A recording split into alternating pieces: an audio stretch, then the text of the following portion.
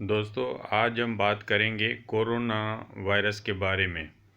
वैसे जो वायरस है वो एक इन्फेक्शियस ऑर्गेनिज्म है, जैसे बैक्टीरिया होते हैं, पैरासाइट, फंगाई, इस तरह का एक वायरस है। वो पहली दफ़ा दुनिया में जो वायरस डिस्कवर हुए वो 1892 में लेवेंसकी ने डिस्कवर किए। और जो कोरोना वायरस है वो 1960 में डिस्कवर हुआ। अब कोरोना वायरस जो फर्स्ट टाइम हमारे पास है, इसको कोरोना भी इसलिए कहा जाता है, इसकी शेप क्राउन टाइप है। और दूसरा ये है कि इसको फर्स्ट टाइम जो हमें बड़ा वाक़या मिला, SARS, sudden acute respiratory syndrome, जो चाइना में 2002 में हुआ। और उसके बाद मर्स के नाम से मिडल ईस्ट रेस्पिरेटरी सिंड्रोम जो हुआ, वो सऊदी अरेबिया में हुआ। सार्स जो है कैट से मुंतकिल हुआ ह्यूमन में, और जो मर्स है वो कैमल से हुआ। अभी जो कोरोना वायरस हुआ है 19 में 31 दिसंबर को, उसका हमें पता नहीं चला कौन से एनिमल से आया, लेकिन अभी ह्यूमन टू ह्यूमन वो फैल रहा है। और तकरीबन 145 कंट्रीज़ में हुआ है, और सबसे ज़्यादा नुकसान उसका चाइना में हुआ है, जहाँ 80,000 तकरीबन लोग मुतासर हुए, 3,000 तक तकरीबन डेथ हुए। और उसके बाद जो इटली, ईरान, साउथ कोरिया और पाकिस्तान में भी 28 तक हुए हैं। अब कोरोना वायरस जो है, इसके जो सिम्टम निशानियां हैं वो एक नज़ला, ज़ुकाम और खांसी, और जब ज़्यादा सीवियर हो जाएगा तब उसकी सांस में रुकावट हो जाती है, ब्रीदिंग में। लेकिन वैसे आम तौर पर उसका नज़ला, ज़ुकाम और बुखार, गले में खराश, ये वाक़या हमें सिम्टम मिलेंगे। तो इससे आम लोगों को डरने की ज़रूरत नहीं है। ये मेजॉरिटी लोगों में खुद ही सबसाइड हो जाता है, उसमें बाकी ख़ास इलाज नहीं होता। बुखार, नज़ले की जैसे गोलियां वो खाई जाती हैं।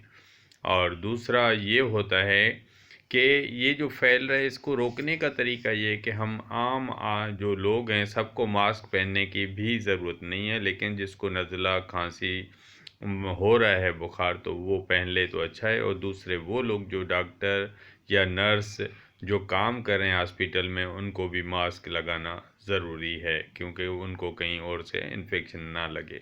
और दूसरा ये कि हमें ये ख़ुद भी अमल करना चाहिए, और जिसको नज़ला ज़ुकाम हो रहा है उसको चाहिए कि वो अपने हाथ में टिश्यू पेपर रखे, कि उसको जब वो नज़ला छींक आती है या उसको खांसी होती है तो वो मुंह को ढाँप ले।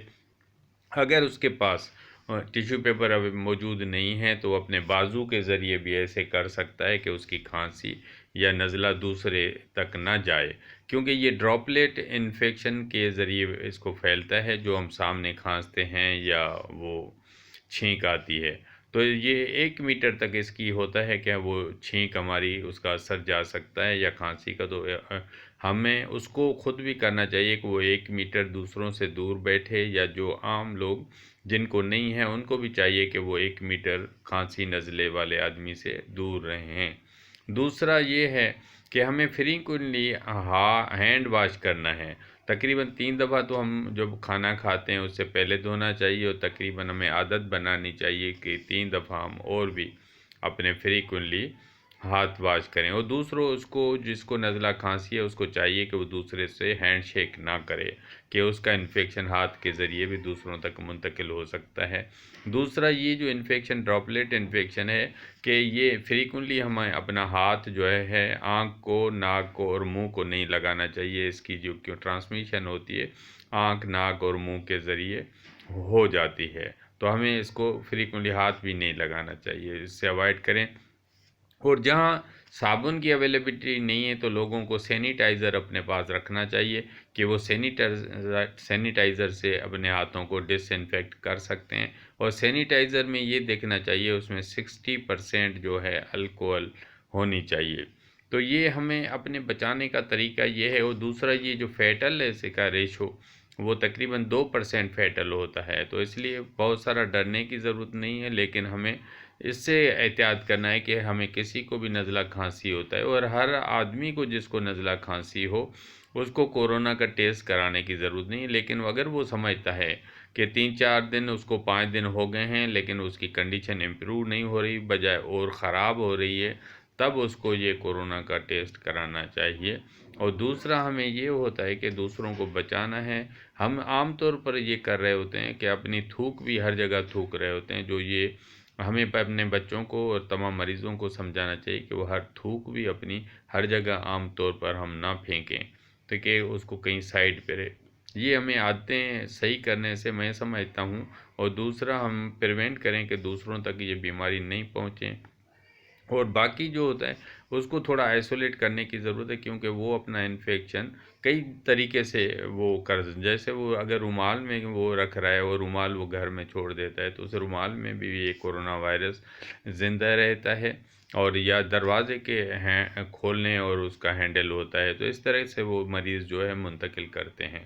تو ہمیں چاہیے کہ ہمیں صرف احتیاط کرنے کی ضرورت ہے کہ مریض سے ہم آئسولیٹ رہیں، دور رہیں 1 میٹر، یہ نہیں کہ اس کو بالکل الگ کمرہ دے دینا ہے، لیکن تو میں سمجھتا ہوں کہ ہم اس کو سینیٹائزر کے یوز سے، ہینڈ واش کرنے سے، اور جن کو نزلہ کھانسی لگتا ہے وہ اپنا ماسک لگائیں گے، یا جو ہیلتھ ورکر ہیں جو کام کرتے ہیں وہ بھی اس کو اپنے آپ کو بچائیں گے، تو میں سمجھتا ہوں یہ اس کا انکیوبیشن پیریڈ جو ہے تقریباً 14 دن کا ہوتا ہے، تو یہ لوگ خود اس سے ریکور ہو جاتے ہیں۔ تو میں سمجھتا ہوں ہم تمام لوگ اس پہ عمل کریں گے تو پاکستان اس وقت ان ملکوں میں نہیں ہے جہاں زیادہ کوئی کرٹیکل کیس ملے ہوں، تو میں سمجھتا ہوں ہمارا ملک سیف رہے گا اور ہم اس سے بچ سکتے ہیں۔ Thank you.